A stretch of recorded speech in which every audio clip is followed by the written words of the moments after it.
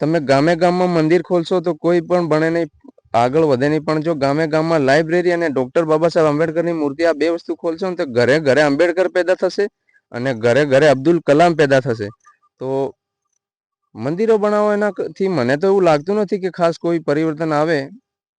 અને ડોક્ટર બાબા સાહેબ આંબેડકરની તમે મૂર્તિ બનાવશો ને, ગામના સીમાડા પર બનાવશો અથવા તો ગામની વચ્ચે બનાવશો ને, 5 ફૂટની પણ બાબા સાહેબની મૂર્તિ બનાવશો ને, તો આપણા આવનારી પેઢી એ શીખશે કે આ માણસ કોણ છે.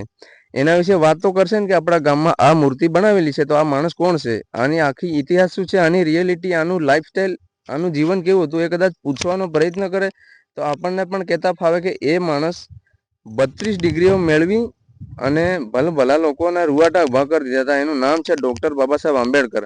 તો આપણી આવનારી પેઢીને પણ એ શીખવા મળે કે એને 32 ડિગ્રીઓ મેળવી હોય અને આખું ભારતનું બંધારણ લખ્યું હોય, એક શુદ્ર જાતિના માણસોએ બ્રાહ્મણોને પણ પાછા પાડી દેવાની તાકાત રાખી હોય, તો આપણે આપણા બાળકોને એટલું તો કહી શકીએ કે એ 32 ડિગ્રી મેળવીને એટલો મોટો થઈ ગયો છે. એનો આખી દુનિયામાં એના મૂર્તિઓ છે, એના સ્ટેચ્યુ છે બનેલા. તો ખાલી આપણે એક મૂર્તિ, 1 ડિગ્રી તો મેળવી શકીએ. કમસે કમ 1 ડિગ્રી આપણે મેળવીશું તો આપણને ખબર પડી જશે કે આપણા અધિકારો શું છે અને આપણી સાથે થતા શોષણની સામે આપણે લડી શકશું, એટલા તો થઈ જશું. એટલે ડોક્ટર બાબા સાહેબ આંબેડકર આપણા ભગવાન છે. આ લોકો લોંગ યાત્રાઓ કરે છે.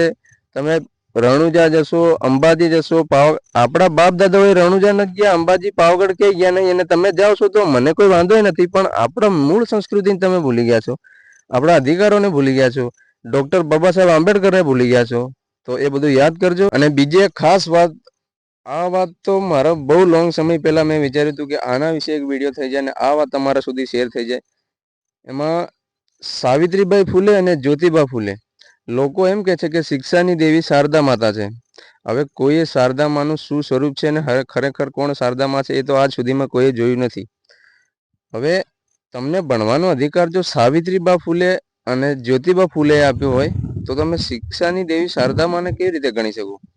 હું તમને એ વાત કહીશ, બરાબર વાત ધ્યાનથી સાંભળજો અને તમારા વડીલોને પણ બતાવજો આ વિડીયો, અને કંઈક શીખવા મળે એવું છે.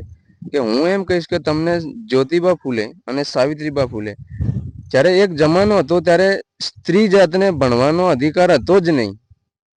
પાછો કહું છું કે એક જમાનો હતો જ્યારે સ્ત્રી જાતને ભણવાનો અધિકાર હતો જ નહીં, જ્યારે જ્યોતિબા ફૂલે અને સાવિત્રીબા ફૂલે આ બે જણોએ એકદમ ચોખ્ખી મહેનત કરી છે લેડીઝને ભણાવવા માટેની.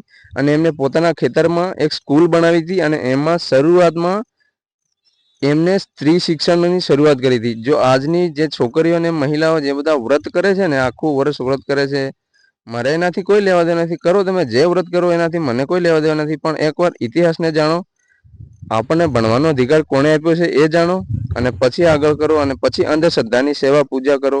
તમે તમારા ઘરના પૈસા ખર્ચો છો, મને કોઈ વાંધો નથી, પણ ખરેખર તમે આંધળા છો. એટલે મારે કહેવું પડે છે કે તમે એકવાર જાણજો. સાવિત્રીબા ફૂલે અને જ્યોતિબા ફૂલે સૌથી પહેલા શિક્ષાની દેવી, મારી નજરમાં તો શિક્ષાની દેવી સાવિત્રીબા અને જ્યોતિબા એ જ છે. એના સિવાય શિક્ષાના દેવી દેવતા કોઈ જ છે નહીં. બાકી તમે જેની પણ પૂજા કરો છો એના કરતા રહેજો. બાકી તમને મારા વિડીયોથી આ એક વાત શીખવા મળી હોય તો તમે યુટ્યુબમાં સર્ચ કરી લેજો, ગૂગલમાં સર્ચ કરી લેજો અને પુસ્તકોમાં સર્ચ કરી લેજો. આ વિડીયોમાં તમારે કમેન્ટ કરવાની છે.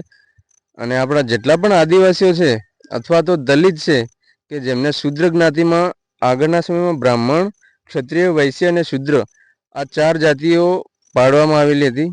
ખરેખર ભગવાને આવી કોઈ જાતિ પાડી નથી. આ અમુક મનુવાદી લોકોનું ગરીબ પ્રજાને શોષણ કરવા માટેનું એક ષડયંત્ર બનાવેલું હતું અને એમાં 4 વર્ણો બનાવેલા હતા. તો એમાંથી આપણને એ લોકો શુદ્ર ગણે છે અને નીચલી કક્ષાના ગણે છે. અને આપણને 4 ઓક્ટોબર 1956માં લગભગ મંદિરમાં પ્રવેશ કરવાનો અધિકાર મળ્યો છે. હવે એના પહેલા મંદિરમાં આપણને શુદ્ર જાતિનાને નીચા જાતિના ગણીને જેવા તેવા ગણીને મંદિરમાં પ્રવેશ કરવા દેવામાં આવતો નહોતો. વિચારજો, થોડો ટાઈમ કાઢીને વિડીયો બનાવું છું. મારી પાસે બહુ ટાઈમ ઓછો છે, પણ આપણા સમાજમાં અત્યારે ખૂબ અંધશ્રદ્ધા ફેલાઈ ગઈ છે. હું કોઈને કહેતો નથી કે તમે આ ધર્મ કેમ પાળો છો, કે તમે આ તહેવારની ઉજવણી કેમ કરો છો, કે ઘણા બધા અંધશ્રદ્ધા રૂપી આ ચોમાસું તો આખું બધું તહેવારોમાં જ ગયું છે. અને એમાં આપણા સમાજના લોકો પાસે પૈસા હોતા નથી, કામ ચાલતું નથી, થોડા થોડા પૈસા આવે છે અને એ બધા જ પૈસા ધર્મના નામે ઢોંગ કરવામાં ખર્ચી નાખે છે. પરિણામે ગરીબીને ગરીબીમાં થપડતા રહે છે. તો મેં વિચાર્યું કે આપણા સમાજમાં આટલી બધી ખરાબ પરિસ્થિતિ છે અને આપણને મંદિરમાં જવાનો તો અધિકાર નહોતો, તો આપણે ખોટી જગ્યાએ ભગવાનના નામથી આ પૈસા બગાડી રહ્યા છે. આ બધું કરવું જોઈએ નહીં. અને ખાસ એક વાત કહીશ કે બંધારણમાં કહેવામાં આવ્યું છે કે ભારતના બંધારણમાં કહેવામાં આવ્યું છે કે આદિવાસી હિન્દુ નથી. તો હું તો મારી જાતે હું એમ નથી કહેતો કે આદિવાસી હિન્દુ નથી, પણ આ બંધારણનું કેવું છે તમે ગૂગલમાં પણ સર્ચ મારીને જોઈ લેજો, ભારતનું બંધારણ કાઢીને પણ વાંચી લેજો, તો તમારી આંખો ખુલી જશે. મેં ઘણા બધા રિસર્ચો કર્યા આવા, એમાં મને ચોખ્ખી રીતે જાણવા મળ્યું. ઘણી બધી પુસ્તકો પણ મેં વાંચી. અને બીજી એક વાત કે આપણા સમાજમાં શિક્ષણ સૌથી ઓછામાં ઓછું શિક્ષણ હોય તો દાહોદ જિલ્લો છે. અને સૌથી શિક્ષણને મહત્વ આપતા જ નથી. આજની તારીખમાં પણ ઘણા લોકો એવા હું જોઉં છું કે જેમના છોકરાઓને ભણાવતા નથી, અને કોઈક ભણતું હોય તો એને એમ કે છે કે નોકરી નથી મળતી તો તમે ભણીને શું કરશો એમ. તો હું એ લોકોને એમ કહેવા માંગુ છું કે નોકરી, देखो शिक्षण, પેલો એક ડાયલોગ છે ઓઝા સરનો કે શિક્ષા નોકરી કા જરિયા નહીં હૈ, શિક્ષા દિમાગ को जिंदा करने के लिए है. તો ભણવાનું કઈ નોકરી માટે જ નથી. તમે ભણવાથી અંધશ્રદ્ધાઓથી દૂર થાઓ અને જાગૃતિ આવે તમારા મગજમાં, અને તમે સારું એક જીવન જીવતા શીખો, તો એ ખાલી શિક્ષણમાં જ તાકાત છે. તો અત્યારે હું એ જ કહેવા માંગીશ કે આજથી 150 વર્ષ પહેલા, 130 વર્ષ પહેલા ડોક્ટર બાબા સાહેબ આંબેડકર, ઘણા લોકો તો એ દુઃખની વાત છે કે ડોક્ટર બાબા સાહેબ આંબેડકરનું નામ પણ જાણતા નથી કે જે માણસે આપણને ભણવાનો અધિકાર આપ્યો, પછી ગમે તે જગ્યાએ ખુલ્લે આમ પોતાના મનથી મોજથી ફરવાનો અધિકાર આપ્યો બાબા સાહેબ આંબેડકરે. તો આપણા ભગવાન તો હું તો ખાલી ડોક્ટર આંબેડકરને જ માનીશ, જ્યોતિબા ફૂલેને જ માનીશ, પછી સાવિત્રીબા ફૂલે, પછી ઓશો, પેરિયાર સાહેબ, આ બધા આપણા શુદ્ર જ્ઞાતિના લોકોને આગળ લઈ જવા માટે એમને આખી જિંદગી ખર્ચી નાખી. અને ડોક્ટર બાબા સાહેબ આંબેડકર તો બિલકુલ આખી જિંદગી, એ 70 વર્ષ જીવ્યા છે ને, તો પૂરા 70 વર્ષ આપણા માટે જ આખી જિંદગી ખર્ચી નાખી. એમના 4 છોકરાઓ મરી ગયા, એક બૈરી મરી ગઈ. એ બધું આપણને સુધારવા માટે કરીને મરી ગયા. આખી જિંદગી આપણા માટે ખર્ચી નાખી. પણ આપણા આદિવાસીઓને કે આપણા દલિતોને કે આપણા શુદ્ર જ્ઞાતિના માણસને કોઈને પણ કઈ જ પડી નથી ભણવા ગણવાની કે આગળ વધવાની. આપણને બધા અધિકારો ઘણા બધા મળેલા છે, પણ એ લાભ આપણા સુધી આવતા નથી. એનું કારણ શું કે આપણને એટલી ખબર જ નથી કે આપણને કયા કયા અધિકાર મળ્યા છે, આપણા માટે શું શું સરકારી લાભ આવે છે. તો જે આગળ લોકો આપણા લાભ ખાઈ જાય છે એમને ખબર છે કે આ લોકોને એટલી ખબર પડતી નથી. આમનું આપણે ખાઈ જશું તો એ પણ આપણો વિરોધ કરી શકતા નથી, કારણ કે એમને ખબર જ નથી, એ ભણ્યા જ નહીં, આવું બધું જાણ્યું જ નહીં. તો એ લોકો વટથી આપણું બધું ખાઈ જાય છે. એનું કારણ છે કે આપણામાં એટલી બુદ્ધિ નથી કે આપણો લાભ આપણા સુધી લાવી શકીએ, એટલી આપણામાં તાકાત જ નથી, શિક્ષણ જ નથી. તો બહુ બધા આવા પ્રશ્નો મારી પાસે હોય છે. હું ચાહું તો હર એક દિવસ માટે આપણા સમાજને આગળ લાવવા માટે એકાદ વિડીયો બનાવું એવું વિચારું છું. પણ કંપનીમાં હું તમને કહેતો હોઉં છું વારંવાર કે કંપનીમાં જતો રહું છું, એટલે મારી પાસે ટાઈમ રહેતો નથી. પણ અત્યારે રજા લઈને ઘરે આવ્યો હતો ત્યારે મેં વિચાર્યું કે તમારા સુધી આ વાત શેર કરવી બહુ જરૂરી છે. અને આપણા આદિવાસી સમાજમાં તો બાપા એટલી બધી અંધશ્રદ્ધાઓ વધી ગઈ છે કે કોઈ વાત નહીં, એની કોઈ હદ નહીં. લોકો નામના પથ્થરને પણ પૂજે છે. આપણા બાપ દાદાઓ જ આમાં હું તો ભૂલ માનું છું. આપણા સૌથી મોટા દુશ્મન હોય તો આપણા બાપ દાદા અને આપણા મા બાપ, કે જે માણસની પૂજા કરવાનું કે માણસનો આદર સત્કાર કરવાનું સમજાવતા નથી, અને કોઈ પથ્થરની મૂર્તિને પૂજવાનું શીખવાડે છે. આવનારા 100 વર્ષમાં લોકો નાસ્તિક થઈ જશે બધા, કારણ કે લોકોને વધારે લોંગ ટાઈમ આ અંધશ્રદ્ધામાં ફસાવી રાખવાનું હવે નહીં ચાલે. હવે લોકોને ખબર પડી ગઈ છે કે સાચું શું અને ખોટું શું. અને હું દરેક શિક્ષકોને પણ કહેવા માંગીશ અને દરેક રાજનેતાઓને પણ કહેવા માંગીશ, જે આદિવાસી હોય કે ભલે અન્ય કોઈ પણ કાસ્ટના હોય, હું એમને એ વાત કહેવા માંગીશ કે તમે ગામમાં મંદિર બનાવશો ને તો કોઈ પણ ભણશે નહીં. દેખો હું કોઈનો વિરોધ નથી કરતો, પણ આ એક શિક્ષિત બનવાની વાત કરું છું. ડોક્ટર બાબા સાહેબ આંબેડકરની મૂર્તિ અને એક હરેક ગામમાં વાંચવા માટે એક લાઇબ્રેરી ખોલો.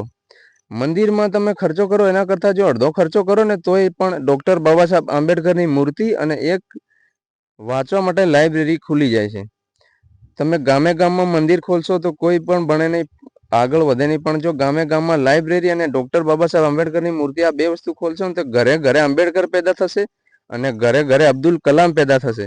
તો મંદિરો બનાવો એનાથી મને તો એવું લાગતું નથી કે ખાસ કોઈ પરિવર્તન આવે. અને ડૉક્ટર બાબા સાહેબ આંબેડકરની તમે મૂર્તિ બનાવશો ને, ગામના સીમાડા પર બનાવશો અથવા તો ગામની વચ્ચે બનાવશો ને, 5 ફૂટની પણ બાબા સાહેબની મૂર્તિ બનાવશો ને, તો આપણા આવનારી પેઢી એ શીખશે કે આ માણસ કોણ છે. એના વિશે વાત તો કરશે ને કે આપણા ગામમાં આ મૂર્તિ બનાવેલી છે, તો આ માણસ કોણ છે, આની આખી ઇતિહાસ શું છે, આની રિયાલિટી, આનું લાઈફસ્ટાઈલ, આનું જીવન કેવું હતું, એ કદાચ પૂછવાનો પ્રયત્ન કરે તો આપણને પણ કહેતા ફાવે કે એ માણસ 32 ડિગ્રીઓ મેળવી અને ભલા લોકોના રૂવાટા ઉભા કરી દીધા હતા. એનું નામ છે ડૉક્ટર બાબા સાહેબ આંબેડકર. તો આપણી આવનારી પેઢીને પણ એ શીખવા મળે કે એને 32 ડિગ્રીઓ મેળવી હોય અને આખું ભારતનું બંધારણ લખ્યું હોય, એક શુદ્ર જાતિના માણસોએ બ્રાહ્મણોને પણ પાછા પાડી દેવાની તાકાત રાખી હોય, તો આપણે આપણા બાળકોને એટલું તો કહી શકીએ કે એ 32 ડિગ્રી મેળવીને એટલો મોટો થઈ ગયો છે. એનો આખી દુનિયામાં એના મૂર્તિઓ છે, એના સ્ટેચ્યુ છે બનેલા. તો ખાલી આપણે એક મૂર્તિ 1 ડિગ્રી તો મેળવી શકીએ. કમસે કમ 1 ડિગ્રી આપણે મેળવીશું તો આપણને ખબર પડી જશે કે આપણા અધિકારો શું છે અને આપણી સાથે થતા શોષણની સામે આપણે લડી શકશું, એટલા તો થઈ જશું. અને બીજી એક વાત, જે તમે ડેલી, હું એમ કહેવા માંગુ છું કે ટીવીમાં તમને રામાયણ અને મહાભારત બતાવવામાં આવે છે, તો એવી જ રીતે અગર જો ભારતનું બંધારણ પણ ટીવીમાં જો દરરોજ બતાવવામાં આવે તો આપણા સમાજના લોકોને એ તો ખબર પડી જ જાય કે આપણા અધિકારો શું છે. આપણા અધિકારો શું છે, ભારતનું શાસન તંત્ર કેવી રીતે ચાલે છે, કયા અધિકારીને કેટલો પાવર મળે છે, એ તો ખબર પડે ને. તમે મહાભારત અને રામાયણ તો વર્ષોથી દેખો છો ટીવીમાં, મને નો ટેન્શન, એનાથી મને કોઈ પ્રોબ્લેમ નથી. પણ મારું એમ કેવું છે કે કદાચ ભારત સરકારને એટલી ખબર પડે કે ભારતનું બંધારણ પણ ટીવીમાં આપણે બતાવવું જોઈએ, તો ભારતમાં કેટલું પરિવર્તન આવી જાય અને આપણા હર એક અભણ માણસને પણ ખબર પડે કે આપણા અધિકારો શું છે. એટલે ડૉક્ટર બાબા સાહેબ આંબેડકર આપણા ભગવાન છે. આ લોકો લોંગ યાત્રાઓ કરે છે. તમે રણુજા જશો, અંબાજી જશો, આપણા બાપ દાદાઓએ રણુજા નથી ગયા, અંબાજી પાવાગઢ ક્યાંય ગયા નહીં, અને તમે જાઓ છો તો મને કોઈ વાંધો નથી, પણ આપણા મૂળ સંસ્કૃતિને તમે ભૂલી ગયા છો, આપણા અધિકારોને ભૂલી ગયા છો, ડૉક્ટર બાબા સાહેબ આંબેડકરને ભૂલી ગયા છો. તો એ બધું યાદ કરજો. જય જોહાર.